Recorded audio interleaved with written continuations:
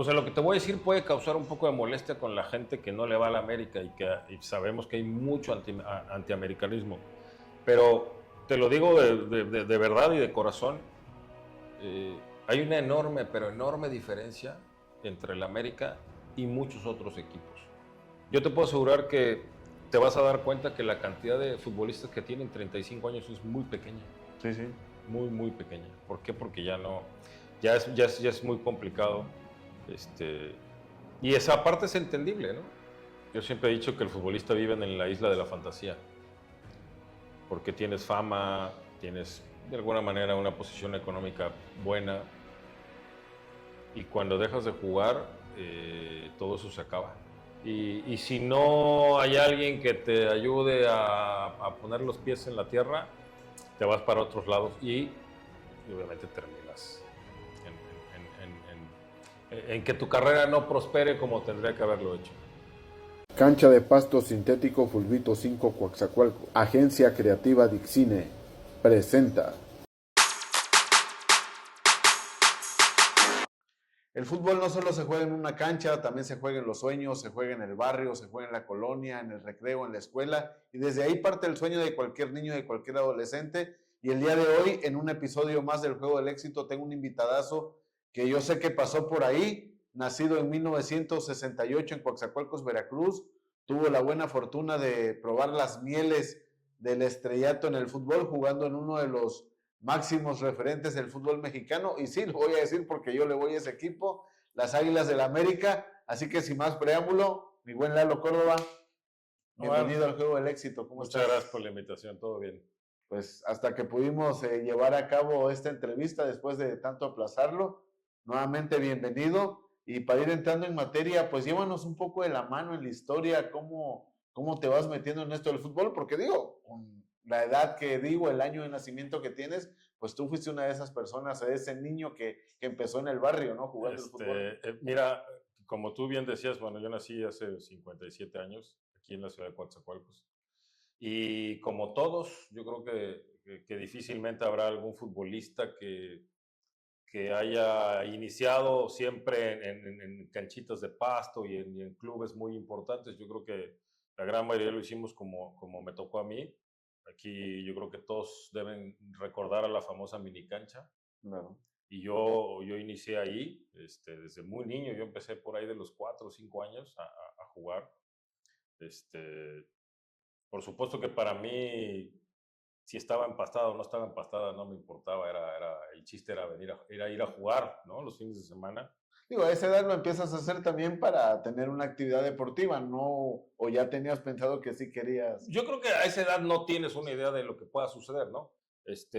Me queda muy claro que mis padres me llevaban porque tenía mucho gusto por la pelota, y bueno, pues me empezaron a llevar. Yo me acuerdo que iba a ver jugar a mi papá. Mi papá no era un gran jugador, pero jugaba ahí en la planta donde trabajaba. Yo iba desde muy niño a verlo, y así empecé, como creo que lo hicimos todos, ¿no? En lugares donde podías ir a participar los fines de semana.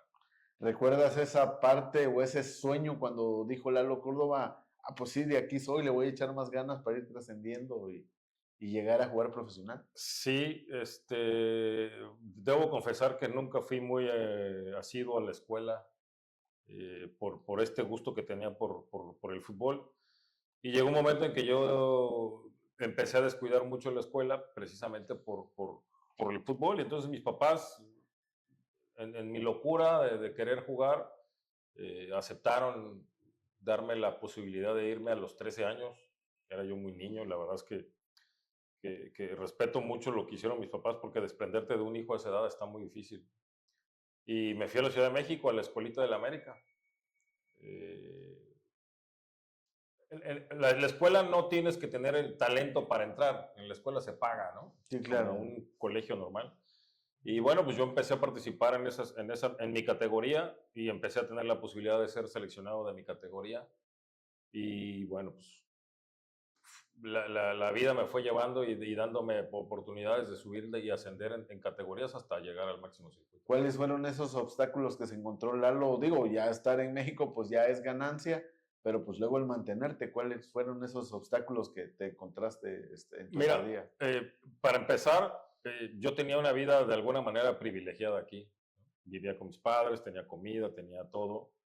La verdad es que mi niñez fue muy buena, no lo puedo negar. Pero las cosas, cuando ya estaba allá y empecé a crecer, las cosas cambiaron y entonces te das cuenta que no todo es miel sobre hojuelas, ¿no? Yo tenía que andar en camión, en metro. En aquella época los famosos peceros se llamaban así porque cobraban $1 y eran autos, no eran camiones ni nada. Entonces, tranvía, etcétera. Yo para llegar a entrenar a la edad de 15, 16 años tenía que tomar tres vehículos para llegar a entrenar. Hubo épocas muy difíciles donde a veces hasta la comida escaseaba, ¿no? Pero bueno, pues son obstáculos que vas sorteando, y porque yo no me quería regresar, mi idea era seguir jugando y la única manera era soportar esas carencias, ¿no? Y aparte, pues no eras único, ¿no? Había muchos niños o muchachos también con el mismo sueño que estaban ahí en la escuela contigo. Claro, pero además, o sea, a veces uno cree que cuando estás en tu equipito, en tu zona de confort, en tu ciudad, y, y la gente habla mucho de ti, uno cree que es muy bueno. Y de repente hubo momentos y en ciertas categorías en donde yo era uno más. ¿Por qué? Porque llegan 500 muchachos a probarse y de repente Claro. dices, a ver, no eres la estrella que crees, ¿no? Pero bueno, para ser futbolista necesitas mucho más que ser muy bueno jugando, ¿no? Tener carácter, hay que tener personalidad y bueno, pues yo tenía creo que juntaba esas características para poder jugar. ¿Cómo recibe Lalo Córdoba ese llamado cuando Lalo vas a ir allá al Club América, al primer equipo? Mira, hay un proceso, ¿no? Yo pasé de fuerzas básicas a una categoría que se llamaba segunda de nuevos valores, que ya no existe. Después a reserva central, que ya no existe. Después a reserva profesional, que tampoco existe. Ahora es la sub-20, sub-17, etc. Bueno, en ese camino, yo cuando llego a la reserva profesional me empiezan a llamar a entrenar con el primer equipo. Los planteles de antes eran de 20 jugadores. No más. Hay que recordar que solamente iban 5 a la banca en aquella época, ¿no? Entonces, eran 3 cambios. 3 cambios. Eran 2 cambios y el portero. Entonces, los planteles eran cortos, ¿no? Y para hacer interescuadras, por ejemplo, pues necesitaban ayuda de los muchachos de la reserva. Entonces yo empiezo a ir a entrenar 1, 2 veces por semana. Y obviamente conforme empieza a pasar el tiempo ya empecé a ver casi diario. Y empiezo a tener contacto con la gente de primera división, los entrenadores, los directivos y con los jugadores, por supuesto. Y en 1986, cuando la bronca, aquella fenomenal de América Chivas, expulsan a gran parte del plantel del América, también de las Chivas, por supuesto. Y el técnico era el Zurdo López. Y entonces necesitaban echar mano de alguien de abajo, ¿no? Y deciden que fuera yo. Había que jugar 18 minutos en el Estadio Azteca a puerta cerrada, pero era oficial. Tu posición era medio campo. Medio campo. Bueno, yo acá de chavo era delantero, era extremo izquierdo. Pero en algún momento de mi transición, la gente del club pensó que no iba yo a tener oportunidad de jugar. Que son los que tienen buen ojo a final del día, ¿no? Y me pusieron de volante. Y jugué siempre de volante por izquierdo, de volante de contención. Y ahí ese es mi debut, es mi debut oficial, los 18 minutos en un clásico a puerta cerrada en el Estadio Azteca. ¿Cuál fue el sentir? Porque en esa época, pues, ¿con quiénes ibas a estar en la cancha? ¿Con Adrián Chávez en la puerta? No, todavía no. En esa época el portero era Miguel Celada. Okay. Pues estamos hablando del plantel de Celada, de Cristóbal, de Tena, de Vinicio, de Lalo Vacas, del Ruso Brailovsky, del Cabezón Luna, de Carlos de los Cobos, de todos ellos. Y bueno, en ese partido, como expulsan a muchos de los jugadores, el portero suplente, en aquella época era, no me acuerdo si era Hugo Salazar o Arturo Báez, él fue el portero. Y algunos jugadores que no se metieron mucho en la bronca no los castigaron y fueron los que completaron el juego. Ese es el gran debut. ¿Y cómo te fue? El partido iba 0-0 y así quedamos. ¿Contra quién fue? Contra Chivas, fue un clásico. Sí. O sea, yo tengo casi nadie sabe esto porque pues es un poco difícil de investigar, pero mi debut oficial es un clásico. 18 minutos en el Estadio Azteca a puerta cerrada. Oye, ¿y si soñabas tú de niño jugar en un equipo como el América o era otro? No, sí. Yo siempre digo que el hecho de haber jugado en el América creo que va de la cuestión de que aquí en Coatzacoalcos teníamos muy pocas posibilidades de ver fútbol, ¿no? Solo había el Canal 2 y alguna repetidora Tenías que buscar estatal. el alambre para Y a quién transmitían los fines de semana, pues al América. Y de ahí me nace el gusto, ¿no? Yo me acuerdo de niño, pues mis ídolos eran Miguel Ángel Gamboa, el Guama Puente, Rafael Puente, que ahora es un gran periodista, Luisinho, en fin, todos esos jugadores que estaban en el América cuando yo era muy niño. Sí, o sea, eso te lo pregunto porque siempre sucede de que cuando los niños o las bebés nacen o nacemos, hay algunos que ya les andan poniendo las chamarritas, las chambritas de cierto equipo, y pues ya desde ahí ya sabes al niño por qué línea En mi época no encontrabas camisas de los equipos, ni mucho menos, ¿no? Yo puedo decirte que mi hijo, yo tengo un hijo que es americanista, y obviamente se hizo americanista por mi gusto, ¿no? O sea, no lo obligué, pero él veía las acciones cuando yo veía los partidos del América, etcétera, y pues ha visto fotos, etcétera, y se hizo americanista pues probablemente por seguirme y ahora por mucho gusto, ¿no? Bien. Lalo, entonces llegas al primer equipo por estos expulsados, pero ya de ahí el mantenerse, porque también cualquier joven debutante pues tiene que mantenerse y siempre estás brincando en que puedes ir a la banca con el primer equipo, te pueden dar minutos, pero puedes estar en esas inferiores. Mira, después de ese debut que es en el 86, yo regreso a seguir jugando en mi categoría. Y en 1987, en la temporada 87-88, hay un torneo de Copa en donde la federación obliga a los equipos a jugar con 3 jugadores novatos, no menores, novatos. Tenías que tener menos de 180 minutos en primera división. Y bueno, el club decide que uno de esos 3 muchachos que tenían que jugar los partidos sea yo. Y digamos que ahí empiezo ya un poco a participar más seguido con el equipo. Y en la siguiente temporada, que es la 88-89, es cuando yo ya empiezo a pertenecer de plano al club, ¿no? Aparte, ese año me toca la posibilidad de jugar la final de liga, que salimos campeones. Y de ahí empieza mi recorrido en el fútbol. La verdad es que siempre he dicho que mi año o mi temporada de arrancar con todo esto fue la temporada 88-89. Y aparte tuviste el privilegio de ya tener estos partidos internacionales, ¿no? Jugaste lo que hoy en día es Conca Champions, yo le digo Conca Champions, Sí, y una Interamericana, parece. Yo tuve la posibilidad de ser, con el América, de ser campeón en varias categorías. Digo, en varios torneos. Uno fue el de Liga, ganamos una Interamericana contra el Olimpia de Paraguay, aquella donde hay una bronca con Carlos Miló. Tengo dos campeones de CONCACAF y un campeón de campeones. Perdimos una final con Pumas en el 91. Y yo, en lo personal, años después, en 1996, jugando con Necaxa, perdimos una final con Santos de Torreón. Entonces tuve la chance de jugar 3 finales de liga. O sea, tú debutas y prácticamente estás, ¿qué? ¿Unos 6 años en el América? Yo estuve 6 años en primera división con el club, en el América, pero estuve en total 11 años. Sí, ya posterior a eso, vestiste otras camisetas. Voy a Puebla. Ajá. Voy a Puebla 3 años, me voy 1 año a Necaxa, y la verdad es que Necaxa me ha ido muy bien, pero precisamente porque me fue muy bien, yo pertenecía a Puebla y Puebla me dice, regrésate. ¿La salida del América por qué se da? Mira, yo tuve una lesión muy grave, tengo una lesión, tuve una fractura en el brazo, tuve 7 fracturas entrenando y estuve casi 7 meses sin poder jugar. Traigo una placa y 5 tornillos, entonces fue una lesión muy grave. Y la verdad es que eso no me permitió jugar casi nada el último torneo que yo estuve en el América. Okay. Y eso, pues bueno, yo creo que dio pie a que la directiva y el cuerpo técnico decidieran en que ya... Sí pasa por tu mente que con una lesión de esa se acaba la carrera, el sueño. Sí, claro. A mí no me acabó mi carrera, pero sí me acabó probablemente mi estadía en el Club América. Pero pues así es el deporte y no hay de otra, no hay que seguirle. Los tiempos de recuperación de esos 7 meses. Muy difíciles.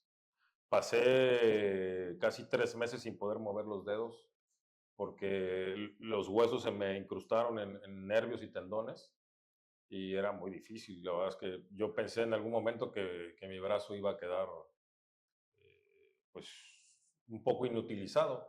Por suerte me operó Aurelio Perestoifer, que era un médico que operaba a todos los futbolistas en aquella época, un médico muy reconocido y me dejó muy bien. Hasta el día de hoy no tengo molestias ni nada, pero sí sé que me perjudicó en un buen lapso de mi carrera porque me obligó a perder mucho trabajo físico, futbolístico, en fin, y no me pude recuperar, por lo menos para poder continuar en el América. El fútbol, digo, es profesional desde una América hasta el equipo que tú quieras. ¿Hubo un cambio que tú hayas notado de estar de pronto entre un grande, como se le cataloga a la América, a estar con el Puebla, donde también, digo, en ese entonces, pues también militaron varios buenos jugadores? Mira, a veces, o sea, lo que te voy a decir puede causar un poco de molestia con la gente que no le va a la América y sabemos que hay mucho antiamericanismo, pero te lo digo de verdad y de corazón, hay una enorme, pero enorme diferencia entre el América y muchos otros equipos. Quizá Guadalajara esté a su nivel, Cruz Azul ahora, por supuesto Tigres y Monterrey que en los últimos años a base de mucho dinero y de hacer muy buenos planteles se han podido colocar en el top del fútbol mexicano. Pero con los demás equipos de verdad hay muchísima diferencia en aficionados, muchas veces en instalaciones, en la manera en que te tratan la gente, el club. Bueno, obviamente ahora hasta los sueldos, ¿no? Claro. Antes no había tanta diferencia, ahora sí. Pero el reconocimiento que te da el club, yo jugué 6 años en el América, jugué 6 años en Puebla y casi nadie se acuerda que yo jugué en el Puebla. Siempre que alguien me pregunta es, tú eres el que jugaste en el América. Y yo jugué 6 años en Puebla y casi nadie se acuerda, por ejemplo. Entonces ese reconocimiento es el que te da, cuando tú llegas a un estadio y lo ves lleno, cuando llegas al aeropuerto y la gente te está esperando en el hotel, en fin, y cosa que no me pasaba con otros equipos. Yo jugué en Necaxa un año. Necaxa acababa de ser bicampeón. Cuando se hablaba que había mucha hermandad con el América. Era el mejor equipo que había en México en esa época. Habían sido campeones 94, 95, 95, 96. Era ese Necaxa de Ivo Basay, de Luis Hernández, del Beto Arce, de Peláez. Sí. Esa máquina de Navarrete, jugar. ¿no? Navarro, bueno. Yo llego exactamente cuando acaban de ser bicampeones. Y la diferencia que había con el América era enorme. O sea, el Necaxa no lo iba a ver la gente, no lo esperaba nadie en el aeropuerto, y eran los bicampeones. Solo iba don Jorge Ortiz de Pinedo, ¿no? De verdad, a mí me tocó ver el estadio, un Necaxa Irapuato, yo creo que habría 600 personas en el estadio. En el Estadio Azteca, pues imagínate, no se veía nada. Y seguramente muchos eran familiares nuestros. Y ahora, Lalo, sales del América, que ya platicamos de que pues era el equipo de tus sueños, y también al mismo tiempo, ¿qué significaba enfrentarlos? Porque ya cuando sales, estando en Puebla, estando en Necaxa, los enfrentaste. Mira, de entrada te digo que el primer día que yo llego al Club Puebla y me pongo la camisa del Puebla, sentí rarísimo. Ponerme la camisa de un equipo diferente al que yo había estado 11 años y además al cual le iba yo, porque aunque yo jugué en diferentes equipos y siempre los defendí con lo mejor que pude, pues yo sigo siendo americanista, esa es una realidad, ¿no? Entonces sí se me hizo muy extraño. Y la primera vez que fui a jugar contra ellos, y justo nos tocó ir a jugar al Estadio Azteca, pues fue todavía muy raro, ¿no? Llegar al estadio, ir al vestidor visitante, ver el estadio que no se pintaba de amarillo, pero no era para ti, era para el otro equipo, en fin. Sí fue una circunstancia rara, triste además, porque pues tienes sentimientos por tu equipo. Y aparte, ¿no? Pues entra el tema de que el profesionalismo, ¿no? De que ahora perteneces y tienes que defender los colores de quien te paga. Mira, nunca fui muy goleador, debo ser sincero. Sí tengo ahí, no sé, yo creo que por ahí unos 15 goles en primera división. Pero tampoco tuve la posibilidad de hacerle gol a la América. O sea, así que de que, ay, ¿y qué hubiera hecho yo Sí, si que le si meto lo gol? meto me callo, No, ¿no? la verdad es que no tuve esa posibilidad. No sé qué sentimiento hubiese tenido en ese momento, la verdad. Sí, o sea, es que esto también es importante comentarlo porque pues uno siempre ve un sueño. Digo, qué padre aquellos que de pronto dicen, voy a las Chivas y si se me da bien y si no, no juego con nadie, ¿no? No, a ver, yo te puedo asegurar que en mi época y en la actual, hay muchísimos jugadores que juegan en algún equipo, pero que son aficionados a otro. ¿Eh? Sí, claro. ¿Por qué? Porque no tuvieron esa posibilidad, porque, en fin, mira, yo te puedo asegurar que, no sé si alguna vez lo he dicho abiertamente, pero Luis García, ¿te acuerdas de Luis García, el comentarista Sí, de la... claro. Bueno, él de niño estuvo en el América y no le dieron chance y terminó en los Pumas y se hizo un extraordinario futbolista en los Pumas. Pero yo creo que él sigue teniendo ahí metido el corazón, en el corazón del De hecho, América. él salió de Pumas para ir a Europa, ¿no? Para ir al Atlético. Sí, claro. No del América. No. Pero él regresa y empieza a jugar en varios equipos y aparte jugó en el América. Entonces, yo creo que él siempre ha sido de esos, como decimos, americanistas de closet, Sí, sí. pero que tiene un gran corazón por los Pumas. ¿Por qué? Porque ahí hizo su carrera y ahí se convirtió en una gran figura. Mismo caso de Hermosillo, ¿no? Que él debuta en el América, pero donde se hizo fue en Cruz Azul. Pero mira, Hermosillo es un caso muy extraño y a mí siempre se me ha hecho muy raro que Carlos gana creo que 4 campeonatos con el América por ahí, ¿no? De hecho estuvo muchos años, a mí me tocó ser su compañero. Y con Cruz Azul solamente ganó un título. Pero a lo mejor él en Cruz Azul se sintió mucho mejor como futbolista, como persona, el trato con la directiva y se hizo pues, Cruz Azulino de corazón, ¿no?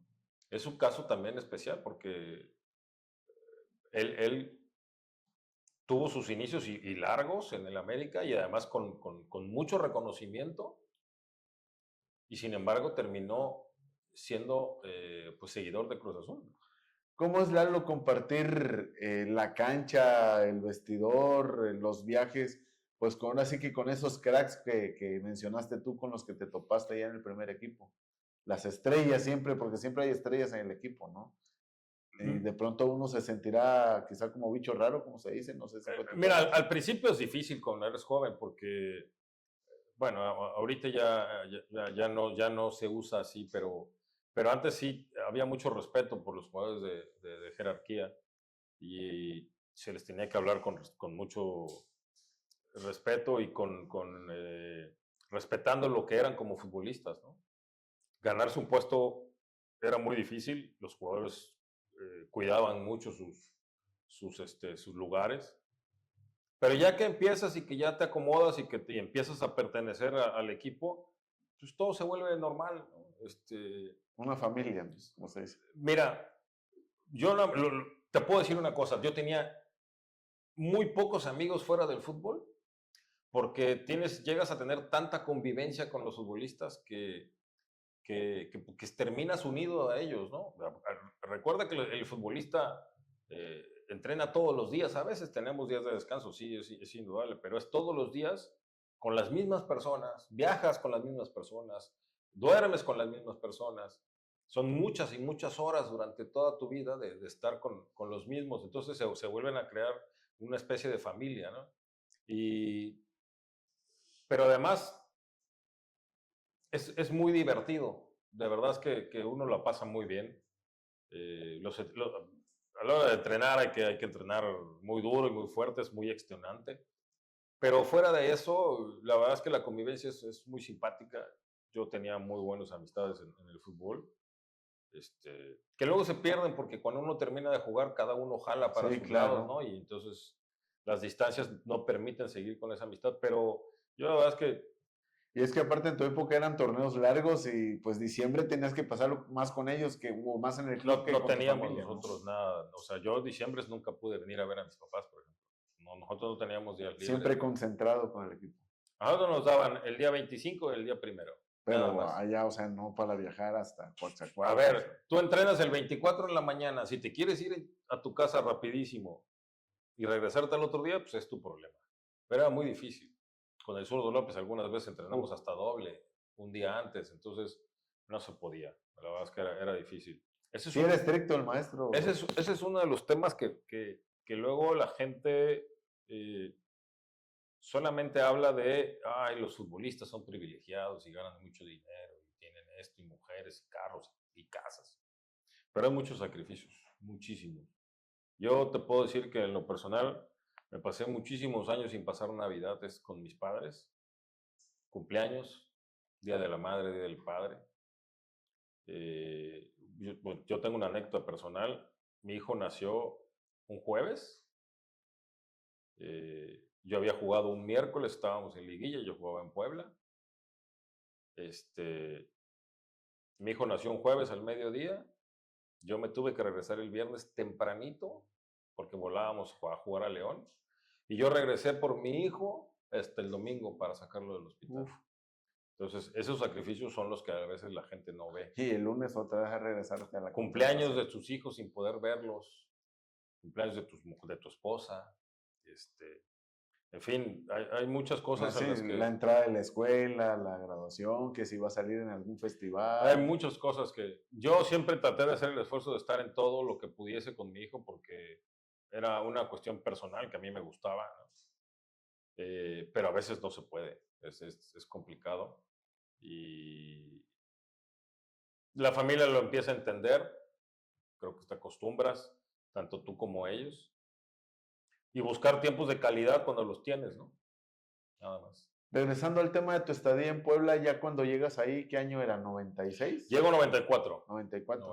¿Alcanzaste a Silviano todavía ahí? Sí, salido? Claro. ¿Sí? Silviano y yo somos amigos desde niños, sí. Nos conocemos desde muchas veces. Hasta contemporáneos, ¿no? Y ahí nos toca medio año, que la verdad a él no le fue muy bien en ese año, y de ahí se va a Toluca, donde empieza otra vez a repuntar. Cuando tú llegas a ese Puebla, ¿era el Puebla de Zico, del mismo? No, justamente cuando yo llego, llega Alfredo Tena, que ya se había retirado y ahora era técnico del Puebla, y ese año llega Tita, llega Siboldi, llega Edgar Plasencia, Poncho Sosa, estaba Aurelio Rivera, no sé quién, llega el Pony. Era buen equipo el Puebla en ese año. Sí, entonces teníamos buen equipo. De hecho, llegamos a semifinales. Nos eliminó el América precisamente. Pero sí, ese año Poblete también ya estaba ahí. Poblete llega un año después. Carlitos llega un año después con nosotros. Carlos es muy amigo mío todavía al día de hoy. Y yo creo que ese fue un par de años que Puebla anduvo bien. Después empezó a tener muchos problemas. Se vendieron al equipo y lo agarró una persona que no sabía nada. Sí, los problemas financieros fuertes que tuvo el Puebla, de hecho. Financieros y de gente que no sabía nada de fútbol. Es que en esos años que tú llegas, creo que sí tenía las manos, o sobre todo en el tema del dinero, la Volkswagen como tal, ¿no? Es que cuando yo llego al América, cuando yo llego al Puebla pertenecía a Televisa. Ok. Aunque lo manejaban unos alemanes, que eran... tenían algo que ver con la Volkswagen, pero en realidad eran un ente separado, ¿no? Pero digamos que las finanzas y el manejo del club estaban bien, pero después empezaron a cambiar las cosas, se lo dieron a una persona que no sabía de fútbol y el equipo empezó a hundirse y la verdad es que no nos fue nada bien, te debo confesar.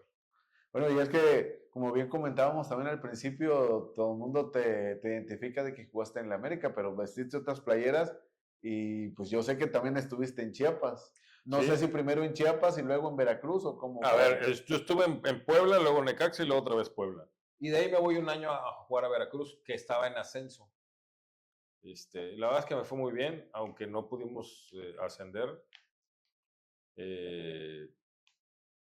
Fue una experiencia buena. Y de ahí voy a Jaguares. Como buen veracruzano, pues un buen veracruzano es el que tiene que pasar por el Tibu, ¿no? O tuvo que haber pasado por el Tibu. Y de ahí voy a Jaguares. Mi llegada a Jaguares es un poco rara porque yo estaba haciendo pretemporada en Celaya. El técnico era Carlos Truco, que me había dirigido en Veracruz.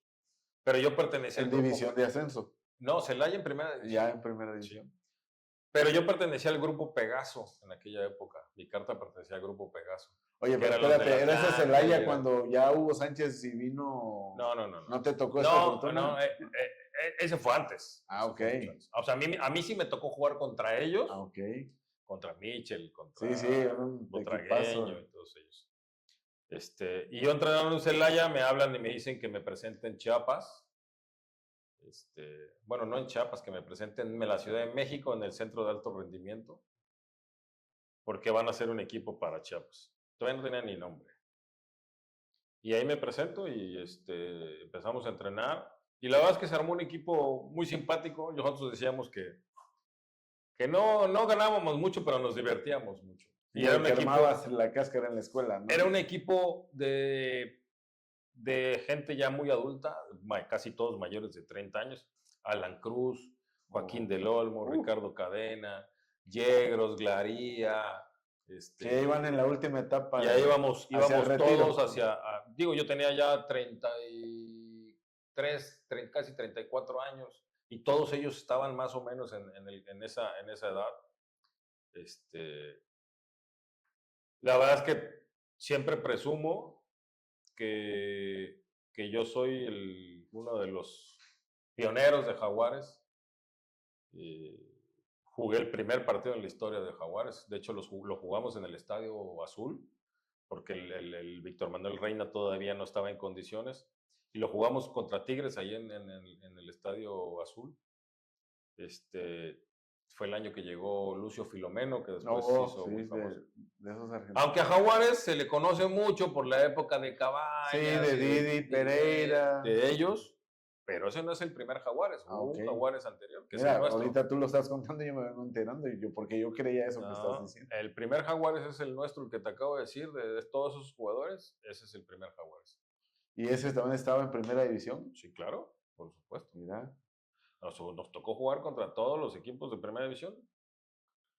Ahorita que estábamos platicando, Lalo, pues ya de los 30, digo, el futbolista o el deportista de alto rendimiento, siempre lo he dicho, de que de los 35 en adelante ya eres veterano, ¿no? Ya prácticamente debes estar mentalizado de que se acerca tu jubilación. Te puedo decir que hay muy pocos jugadores que llegan a los 35 años. Activos. Activos y de siempre.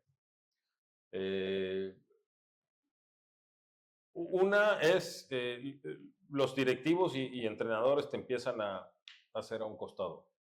¿Por qué? Porque empieza a ser un lastre. ¿En qué sentido? En que, ¿para qué tengo yo un jugador de X edad que a lo mejor me va a cobrar X cantidad de dinero cuando puedo tener un joven que a lo mejor me va a rendir igual y le voy a pagar menos, ¿no? Y además que va a tener un futuro dentro del club. Y ahí se empieza a complicar. Y por supuesto que empieza la situación de ya no se puede competir contra un joven. Aunque a los 35 años en una vida normal eres una persona muy joven, en el fútbol ya competir con un muchacho de 20 ya es muy difícil. Y es que entra el tema del desgaste, las lesiones ya son más severas, no te recuperas tan rápido de una lesión ya pasando los 30. No. Tú agarra y saca los planteles de los equipos que hay ahorita. Vamos a hablar de México para no hablar de Europa y de otros países, de otros mundos, ¿no? Pero yo te puedo asegurar que te vas a dar cuenta que la cantidad de futbolistas que tienen 35 años es muy pequeña. Sí. Muy, muy pequeña. ¿Por qué? Porque ya es muy complicado. Y esa parte es entendible, ¿no? O sea, a lo mejor yo cuando tenía 35 años y terminé mi carrera, yo me sentía perfectamente, pero súper bien. Para seguirle dando todo el rato. Ajá, pero los directivos, entrenadores, no pensaban lo mismo, ¿no? Y ahorita lo entiendo, ya siendo mayor, te das cuenta que, claro, siempre hay los casos como ahorita Cristiano, Messi, sí, claro, ¿no? Que ellos son súper estrellas, pero que además han sido dotados con una capacidad física, claro, ¿no? Pero ¿cuántos de ellos hay? Son muy pocos, son contados que puedan mantener ese nivel tantos años, ¿no? Al menos que sea un portero, ¿no? Que el portero siempre está catalogado que sí puede llegar a los 40. El caso de Chuy Corona. Que casi todos los porteros tienen muchos años de vida futbolística, claro, hablo yo, ¿no? ahorita, bueno, tú dices, hablas de Corona y hablamos de Ochoa. Pablo Larios, ¿no? Pablo Fue a los Larios, 42, parece. el Conejo estuvo hasta los 40. O sea, el portero tiene mucha, porque el desgaste físico de ellos es diferente. Sí, claro. Lalo, ¿y qué pasa por tu cabeza y en qué momento se decide voy a colgar ya los tacos, los tachones, como se dice en el fútbol? Mira, yo lo platico con con excompañeros y se lo transmito a la gente. Hay muy pocos futbolistas que deciden terminar su carrera, muy pocos. Los que deciden por ti son los directivos. Ellos son los que ya no te contratan. Y entonces llega un momento en que uno dice, bueno, pues Sí, ya ya, no hay, vámonos. no hay trabajo, vámonos para otro lado, ¿no? Es muy difícil. Yo siempre he dicho que el futbolista vive en la isla de la fantasía, porque tienes fama, tienes de alguna manera una posición económica buena, y cuando dejas de jugar, todo eso se acaba. La gente se olvida muy rápido tú juegas en el equipo que me digas. Hoy estás, eres famoso, mañana ya no estás, y como ya hay otro, este ya no existe. Ahora vamos con este. Entonces se olvida muy rápido la gente. Y además, hay que ser sinceros, es difícil encontrar una profesión en donde pues, puedas mantener el nivel de vida que puedes llevar cuando eres futbolista, ¿no? Entonces, sí hay que, así como se sufre antes, también luego hay que pasarla un poco dura después. ¿Por qué? Porque no hay muchas posibilidades o muchas oportunidades para todos los que se retiran año con año. Desde el punto de vista, Lalo Córdoba, ¿qué tanto ha cambiado el fútbol de tu época al actual? En lo físico, sobre todo en lo físico. Ahora el futbolista que corre mucho tiene muchas posibilidades de jugar. Y eso es algo que los de antes defendemos, ¿no? Presumimos de que antes se jugaba mejor o había mejores futbolistas. Era más técnico. Había mejores futbolistas como tal que ahora, sin menospreciar a los que hay, Claro. porque hay jugadores extraordinarios ahora, ¿no? Pero ahora la cuestión física es muy... La verdad es que tenía algunos años de no ir a ver un partido en vivo y hace unos meses tuve la posibilidad de ir a ver el América Cruz Azul. Y lo estaba yo viendo con mi hijo y me impresionó el ritmo al que jugaban. O sea, de verdad le dije a mi hijo, oye, esto es una maravilla. El ritmo con el que juegan, la precisión que manejan con este ritmo, le dije, es fantástico. Y ahora el fútbol en el mundo es así, ¿no?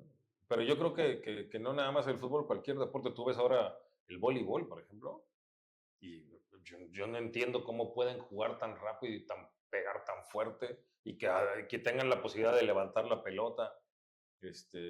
O que te tires a rescatar los tiempos de los corredores, en fin, todo ahora es completamente físico. Porque aparte también la ciencia ha entrado a todo esto, ¿no? En el fútbol ahora hay mediciones de oxígeno y cuánta cosa, y antes eso no existía. Ya hasta las jugadas te revisan, mi hermano. Todo eso te revoluciona y te permite, yo creo, que ir mejorando. Lalo, selección mexicana, ¿tuviste alguna vez la más mínima oportunidad o en tu época cómo se daba eso? Fíjate que yo iba a ir a la selección juvenil cuando lo castigaron, ¿te acuerdas? Ya me habían hablado, bueno, la directiva del América me había comentado que me iban a convocar. Y como al mes vino el castigo. Entonces, ya, ahí por ese lado se truncó, ¿no? Y en selección mayor nunca tuve chance. Eso debo confesarlo que nunca hubo oportunidad. ¿Crees que la problemática del fútbol mexicano que termina repercutiendo siempre en selección mayor, antes eran contados los extranjeros en tu época y hoy hay demasiado? ¿A qué crees que se deba todo eso? En mi época solo se permitían 3. ¿Te imaginas? Yo creo que se ha perjudicado. Mira, si tú ves en Europa, hay muchísimos extranjeros. Sí, claro.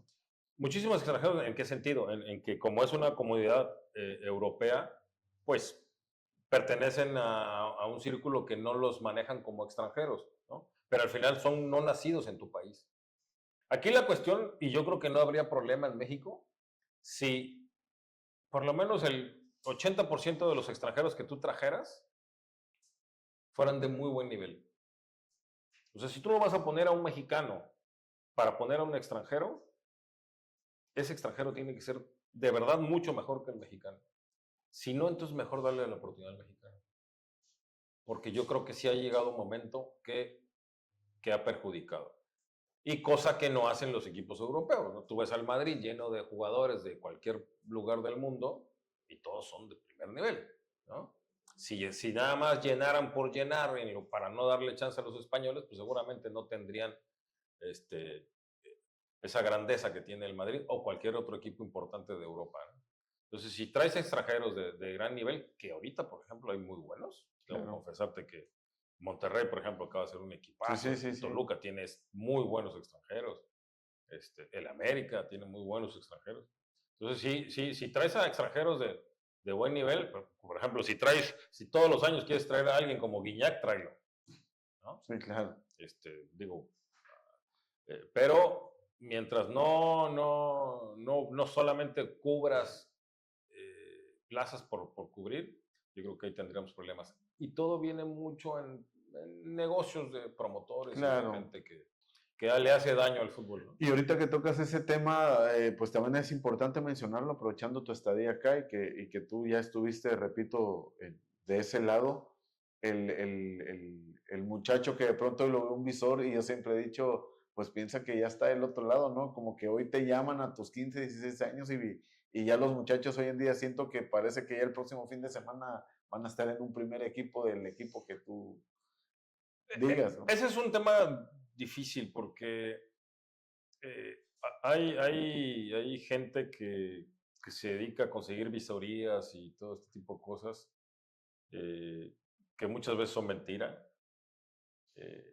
Otras por ganarse, a veces hasta dinero y por ganarse el aprecio de padres, y etcétera, precisamente te hacen ver o al muchacho le hacen creer que de verdad es una figura, ¿no?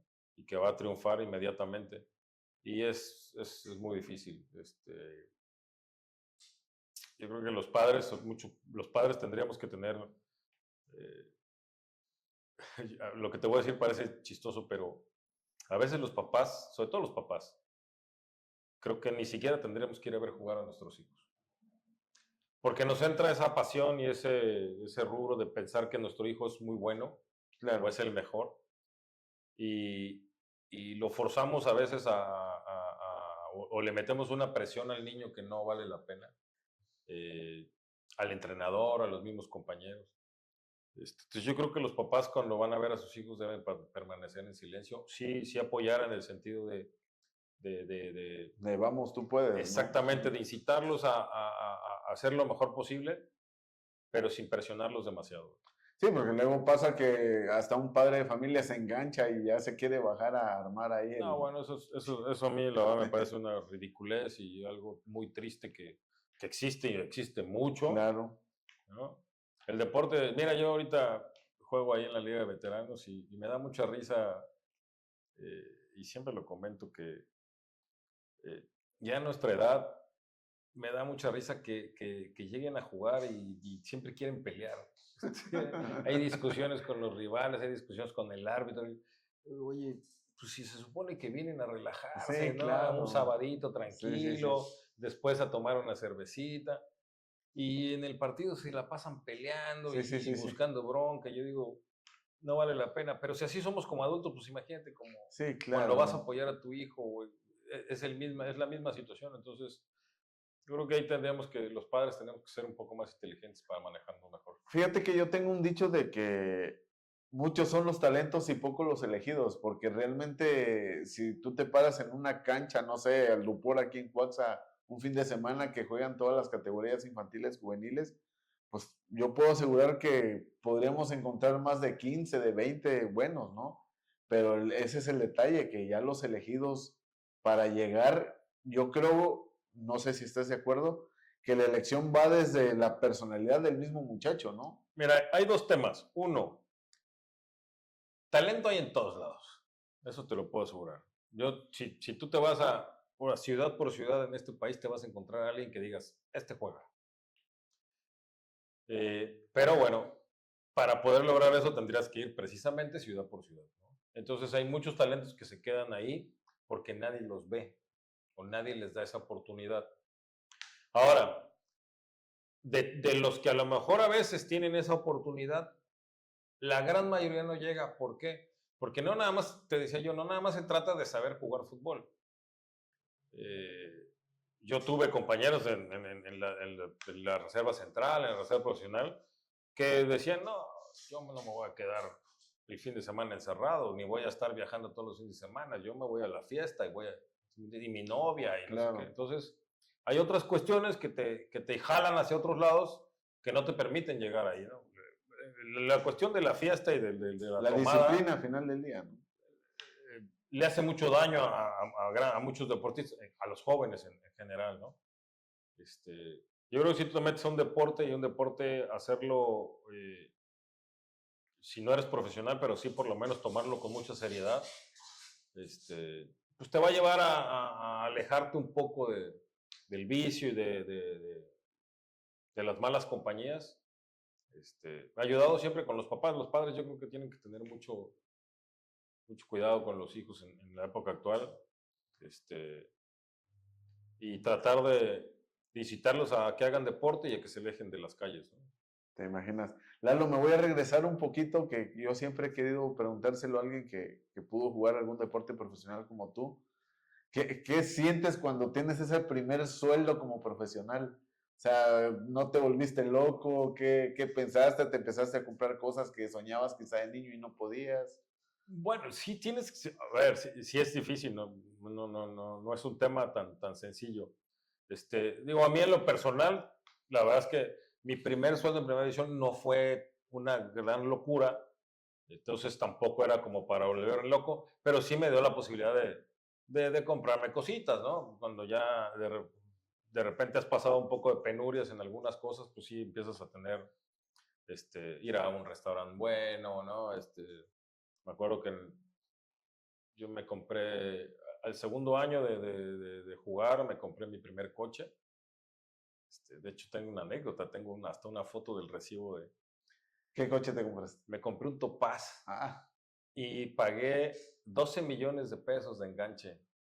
¿tú todavía percibiste salarios cuando no se había quitado el cero los que tres ahorita ya no ceros. existe? Sí, sí.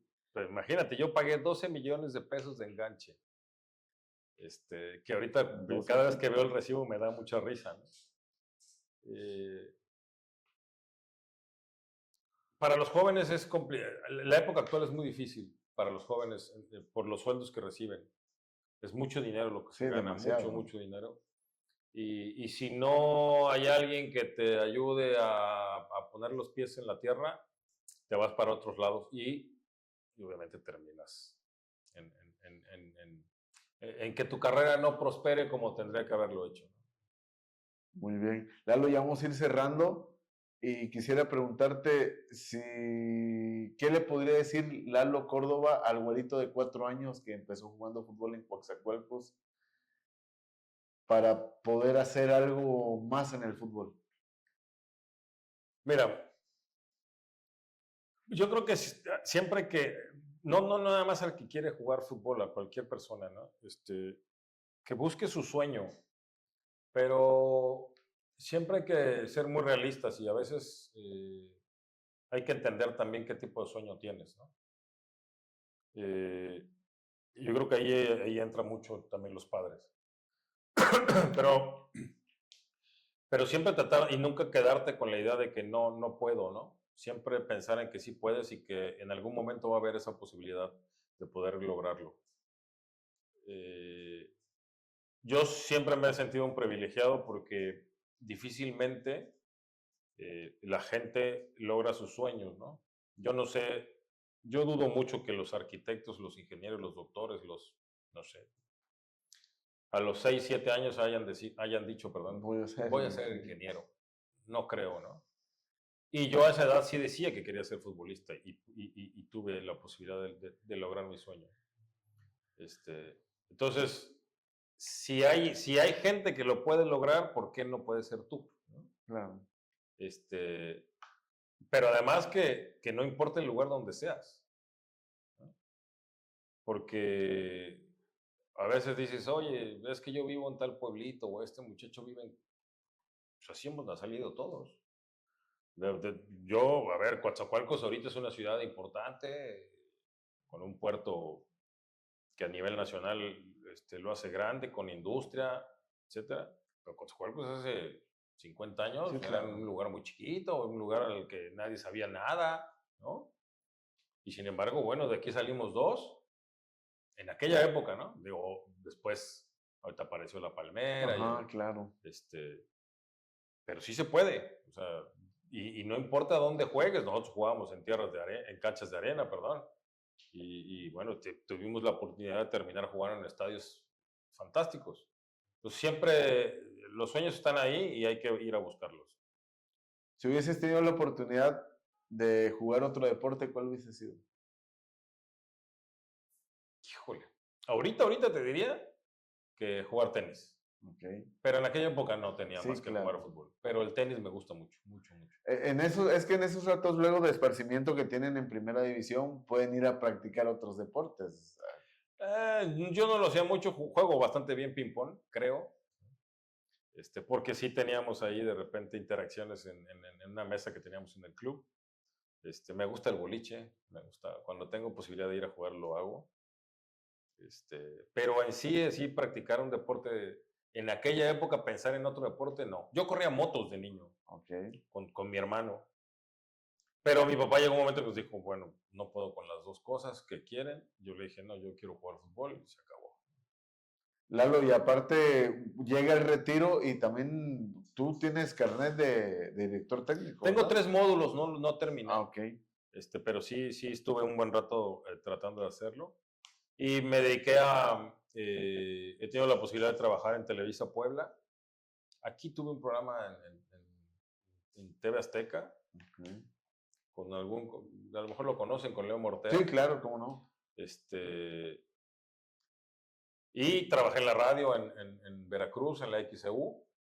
Y trabajé en 3 equipos Como directivo. de Liga de Ascenso De como hecho, aquí en directivo. Coatzacoalcos Uno estuviste, fue aquí en ¿no? Coatzacoalcos, precisamente. En Veracruz y en Colima. Tuve la chance de trabajar en 3 equipos de ascenso. Pero, no sé, llegó un momento en que se me hacía tan atractivo por muchas cosas que sucedían alrededor del fútbol. Es una profesión muy inestable, muy difícil. La verdad es que no es tan fácil. ¿Qué crees que le haga falta a Coatzacoalcos como para que vuelva a tener el fútbol pues, de división de ascenso hoy en día? Se habla que el 2026 parece que ya va a regresar otra vez el ascenso y descenso.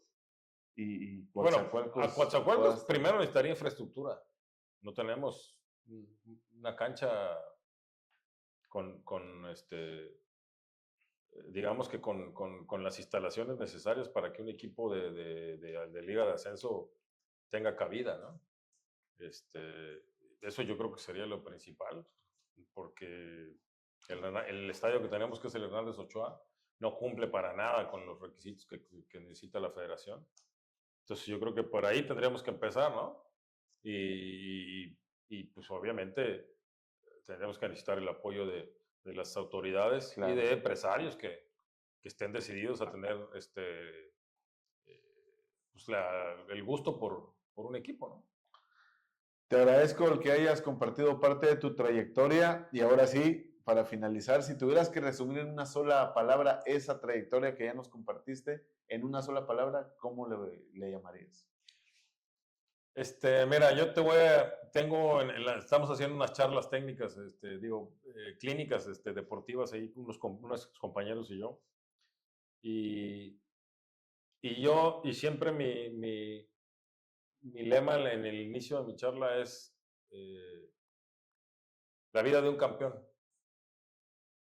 Pero no por el hecho de ser campeón como tal, que tuve la posibilidad de serlo como deportista, sino porque el lograr una meta te hace ser un campeón. Claro. Y todo aquel en su vida personal que logre algo que desea, lo convierte en un campeón.